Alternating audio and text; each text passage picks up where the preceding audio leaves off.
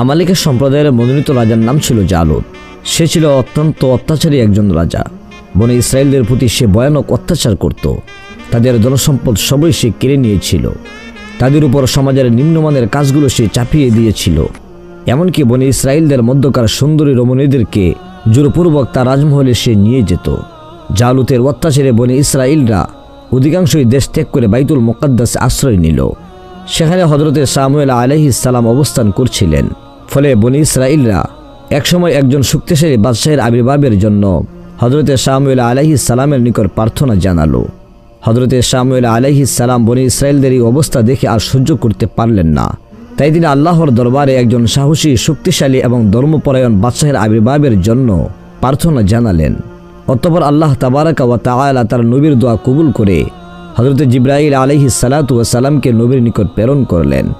হযরতে জিবরাইল আমিন আলাইহিস সালাতু ওয়াস সালাম পয়গম্বর সামুয়েল আলাইহিস সালাতু ওয়াস সালামের কাছে এসে একখানি মাপকাঠি দিলেন এবং বললেন, হে পয়গম্বর, বনে ইসরায়েলদের মধ্য থেকে যিনি এই মাপকাঠির বরাবর হবেন তিনিই হবেন বনে ইসরায়েলদের বাদশাহ। এই ঘোষণার পর একাধারে সমস্ত মানুষ ওই মাপকাঠিতে নিজেকে মাপতে আরম্ভ করল, কিন্তু কেউ সেই মাপকাঠির বরাবর হচ্ছিল না। অতঃপর একদিন এক মেষ রাখাল যখন কৌতূহলবশত সেই মাপকাঠিতে মাপ দিল, তখন সে ওই মাপকাঠির বরাবর হয়ে গেল। তার নাম ছিল তালুত। তখন হযরতে সামুয়েল আলাইহিস সালাম তাকে কিছু প্রশ্ন করে পরীক্ষা করে নিলেন এবং সে সমস্ত পরীক্ষায় উত্তীর্ণ হলো। অতঃপর পয়গম্বর সামুয়েল আলাইহিস সালাম এই ব্যক্তিকে বনে ইসরায়েলদের বাদশা বলে ঘোষণা দিলেন। নবী তাকে জালুতের বিরুদ্ধে অনতিবিলম্বে যুদ্ধ করার কথাও বললেন। তালুত এক বাক্যে তা স্বীকার করে সে মুহূর্ত থেকে যুদ্ধের প্রস্তুতি নিতে আরম্ভ করে দিল। অতঃপর নবী সামুয়েল আলাইহিস সালাম বনে ইসরায়েলদেরকে তালুতের সাথে যুদ্ধযাত্রার জন্য আদেশ দিলেন।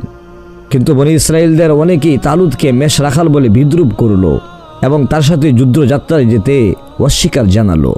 নবী তাদেরকে বললেন, আল্লাহ তাবারাকা ওয়া তাআলার পক্ষ থেকে তালুতকে তোমাদের নেতা করে পাঠানো হয়েছে। অতএব তোমরা বিনা প্রতিবাদে তার পেছনে সারিবদ্ধ হও।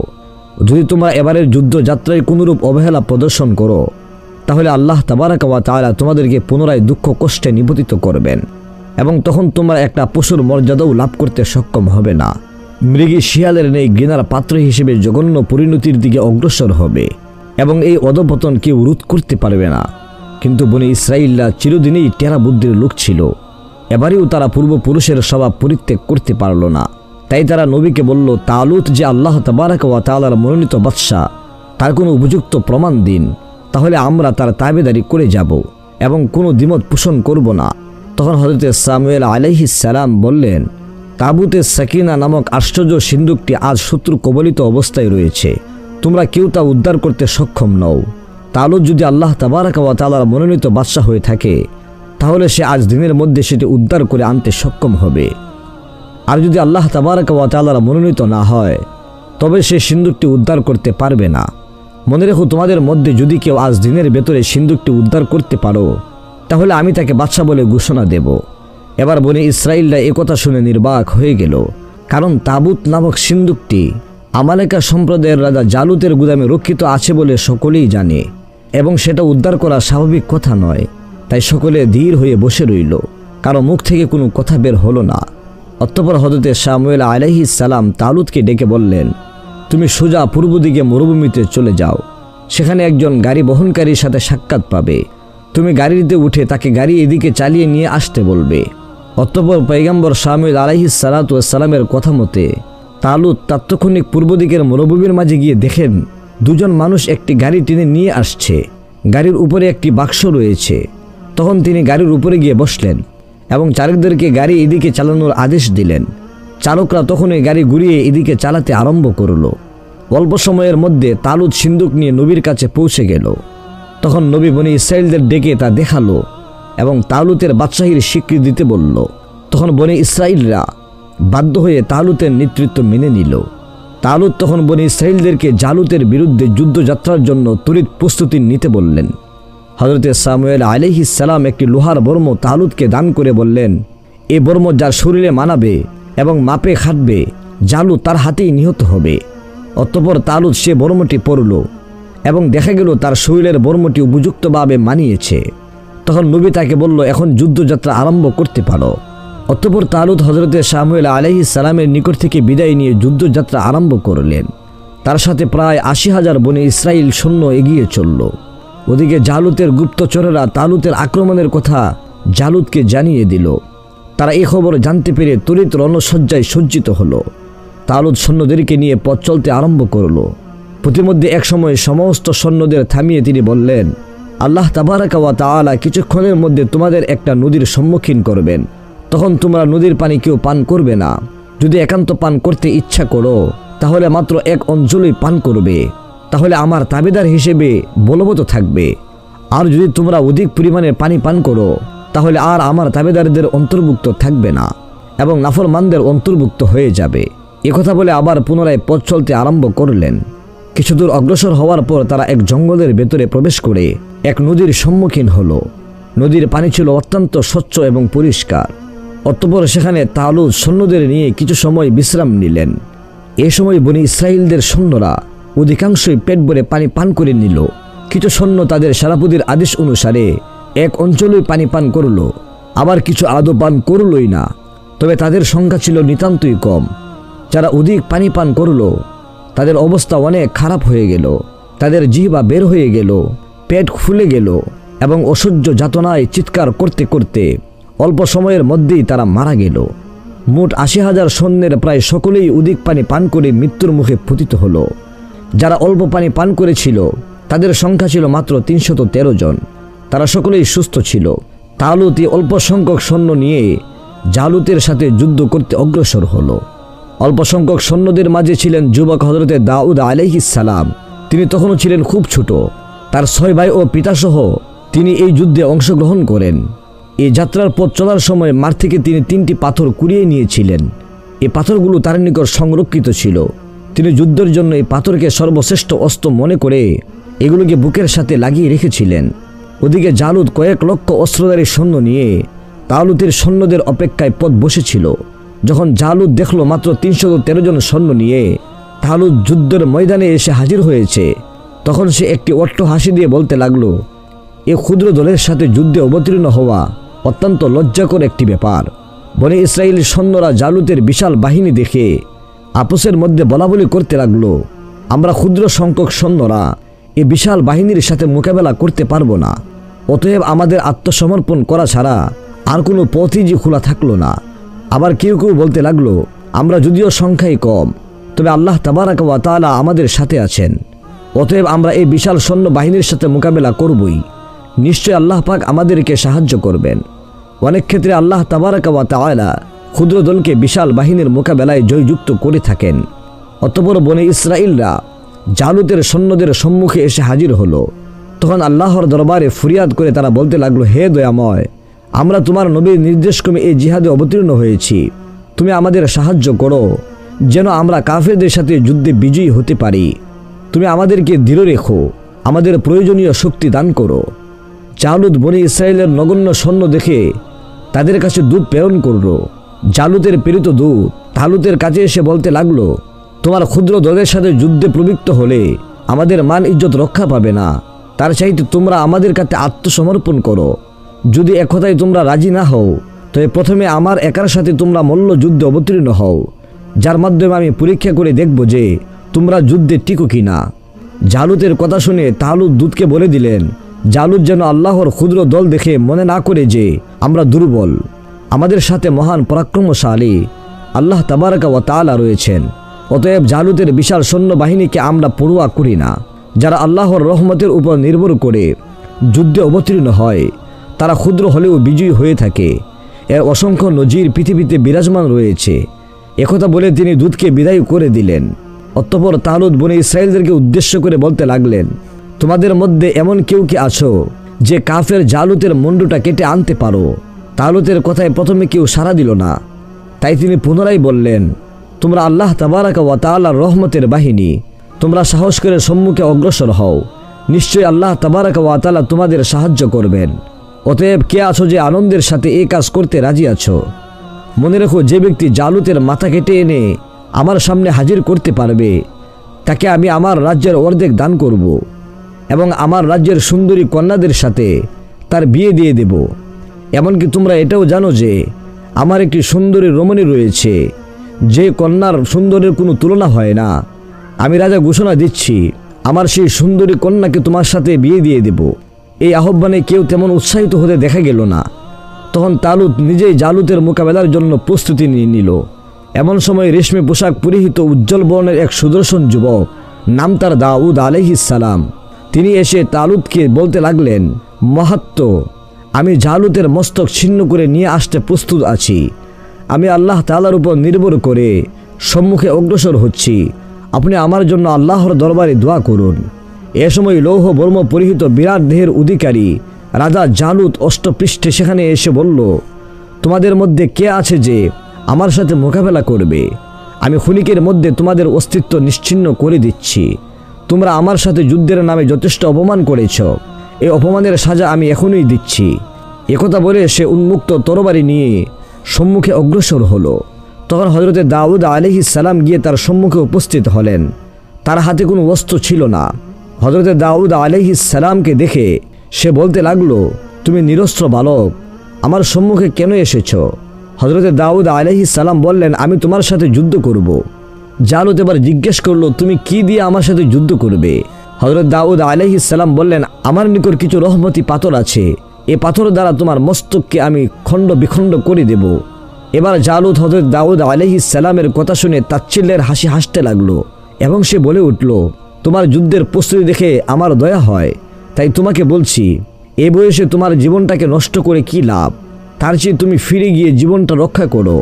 অর্থ ও সুন্দরী রমণীর মুহে বিবেক বুদ্ধি হারিয়ে অতটুকু অগ্রসর হয়েছ, তা প্রশংসার যোগ্য। এমন সম্মুখ বিপদে আর কখনো অগ্রসর হইও না। হযরত দাউদ আলাইহিস সালাম তখন ক্ষিপ্র হয়ে বললেন, তুই একটি কুকুর, কুকুরকে মারার জন্য পাথরই যথেষ্ট। একথা বলে তিনি একখণ্ড পাথর জালুতের মস্তক লক্ষ্য করে ছুঁড়ে মারলেন। মহান আল্লাহ তাবারাকা ওয়া তাআলার অপার মহিমা, এক পাথরের আঘাতে জালুত অষ্টপৃষ্ঠ হতে ভূতলে পতিত হলো।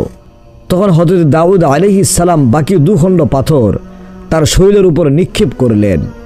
কোনো তাফসীর কারকগণ লিখেছেন যে একখণ্ড পাথর নিক্ষেপ করে জালুতকে খতম করার পরে বাকি দুই খণ্ড পাথর তার সৈন্যদের প্রতি নিক্ষেপ করেছিলেন, যাতে সমস্ত ময়দানের বিশাল বাহিনী সমূলে ধ্বংসপ্রাপ্ত হয়েছিল। জালুত ও তার সেনাবাহিনীকে ধ্বংস করার পরে তালুত তার রাজ্য দখল করে এবং একচ্ছত্র অধিপতি হিসেবে রাজ্য পরিচালনা আরম্ভ করে দেন।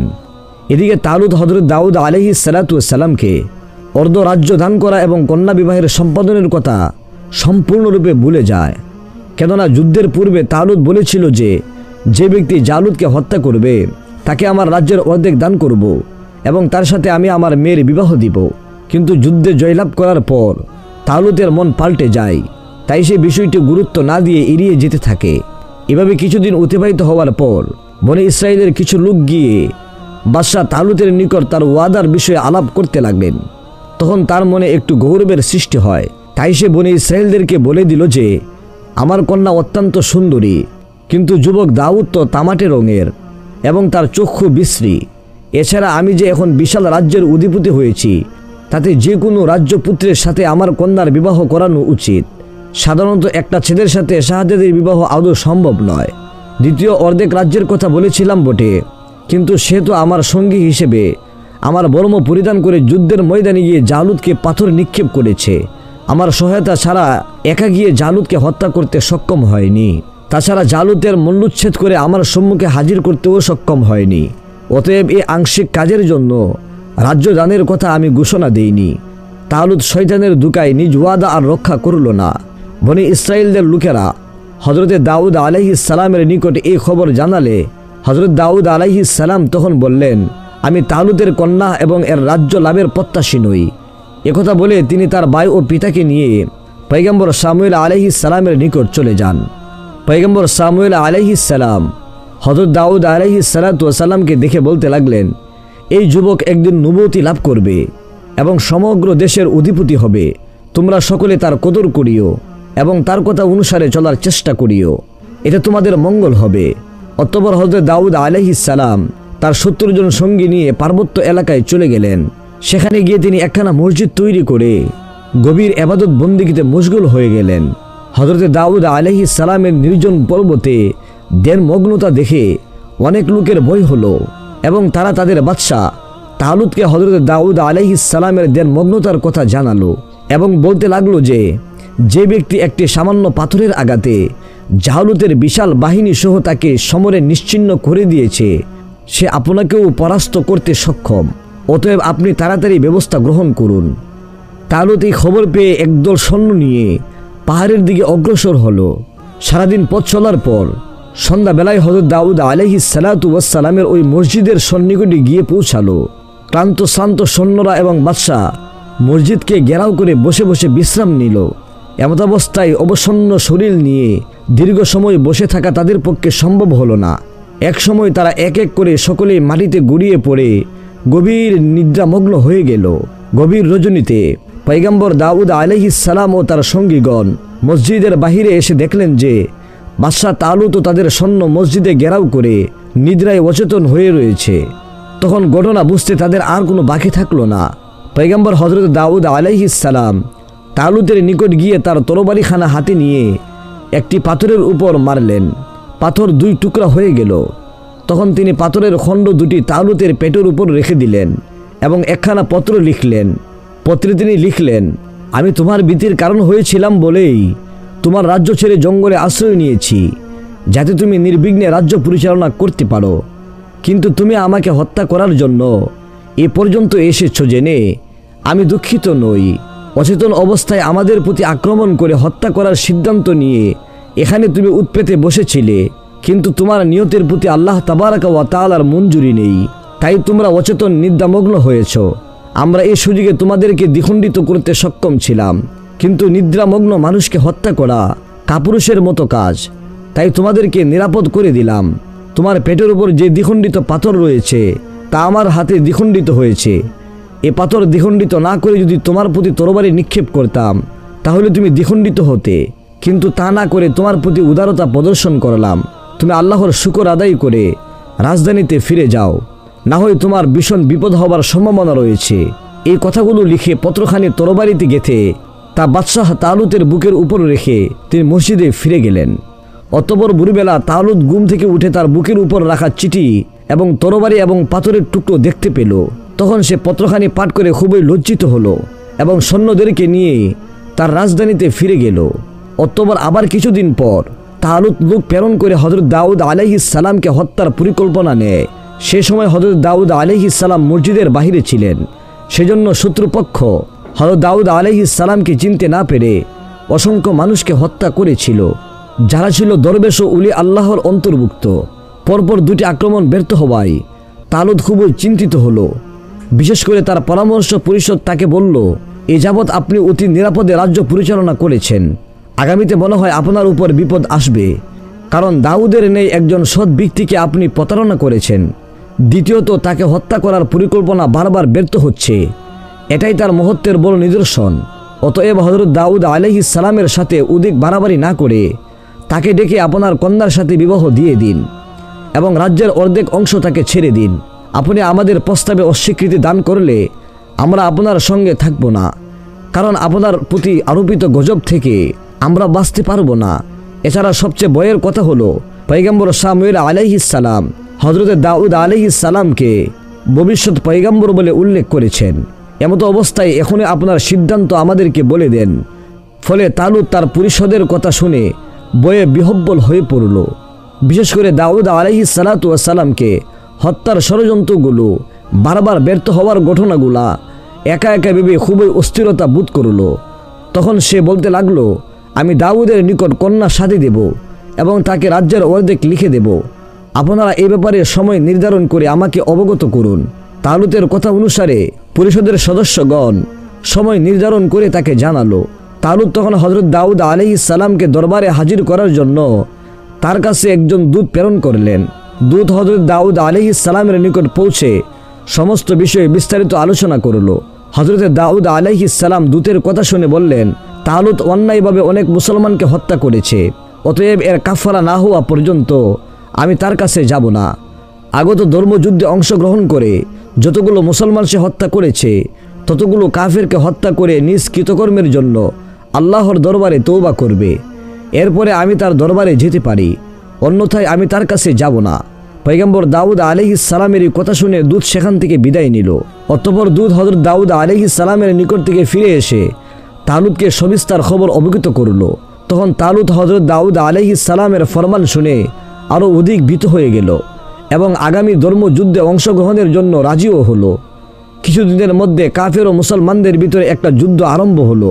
তালুত তখন এই যুদ্ধে অংশ নিয়ে প্রায়শ্চিত্ত করবে বলে আশা করল এবং এক বিরাট বাহিনী নিয়ে সে যুদ্ধযাত্রা শুরু করলো। একদিন যুদ্ধ করার পরে হঠাৎ শত্রুপক্ষের একটি বিষাক্ত তীর তার বক্ষ ভেদ করে ফেলল এবং তার সৈন্যরা ছত্রভঙ্গ হয়ে গেল এবং সে সেখানেই মৃত্যুবরণ করল। পয়গম্বর দাউদ আলাইহিস সালাম এ খবর পেয়ে যুদ্ধের ময়দানে গমন করলেন এবং তালুতের লাশ উদ্ধার করে নিয়ে আসেন। অতঃপর মর্যাদার সাথে তালুতের দাফন কাফন সম্পন্ন করেন। অতঃপর দেশবাসী একত্রিত হয়ে পয়গম্বর দাউদ আলাইহিস সালামকে তালুতের সিংহাসনে বসালেন। তিনি সিংহাসনে আরোহণ করে দেশবাসীর উদ্দেশ্যে এক উত্তপ্ত ভাষণ দিলেন। তাই তিনি দেশের সকল অনাচার, অত্যাচার, জুলুম চিরদিনের জন্য বন্ধ করার কঠোর নির্দেশ দিলেন এবং ন্যায়পরায়ণতা, পরোপকার, উদারতা জীবনের প্রধান কর্তব্য হিসেবে গ্রহণ করার জন্য সকলকে আদেশ দিলেন। দেশবাসী সানন্দে তার নির্দেশনাবলী কবুল করে নিল। কিছুদিন পরে তালুতের কন্যা তার পিতার প্রতিশ্রুতির কথা উল্লেখ করে হযরত দাউদ আলাইহিস সালামকে নিজ বিবাহের পয়গাম প্রেরণ করলেন।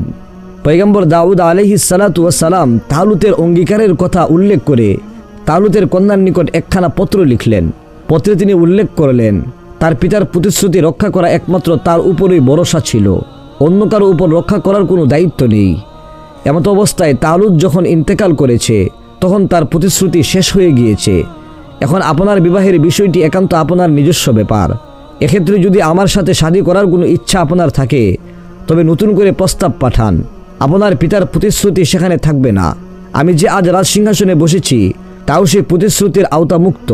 পয়গম্বর দাউদ আলাইহিস সালাতু ওয়াস সালামের পত্র পেয়ে তালুতের কন্যা হযরত দাউদ আলাইহিস সালামকে জানালেন যে সে তার পিতার প্রতিশ্রুতি আওতা বহির্ভূত বিষয় হিসেবে নিজ বিবাহের প্রস্তাব প্রেরণ করেছে। যদি হযরত দাউদ আলাইহিস সালাতু ওয়াস সালাম দয়া করে কবুল করেন তবে সে নিজেকে ধন্য মনে করবে। পয়গম্বর দাউদ আলাইহিস সালাতু ওয়াস সালাম তালুতের কন্যার প্রস্তাব কবুল করলেন এবং এক অনাড়ম্বর অনুষ্ঠানের মাধ্যমে পয়গম্বর দাউদ আলাইহিস সালাতু ওয়াস সালাম এবং তালুতের কন্যার শাদী মোবারক সমাধা হলো। প্রিয় দর্শক, এই ছিল আমাদের আজকের ভিডিও। ভিডিও যদি আপনাদের ভালো লাগে তাহলে অবশ্যই একটি লাইক করে আপনার বন্ধুদের সাথে শেয়ার করে দিবেন। দেখা হবে পরবর্তী ভিডিওতে। ততক্ষণ রব্বে কারীম আমাদের প্রত্যেককে ভালো রাখুন, সুস্থ রাখুন। আল্লাহ হাফিজ। আসসালামু আলাইকুম ওয়া রাহমাতুল্লাহি ওয়া বারাকাতুহু।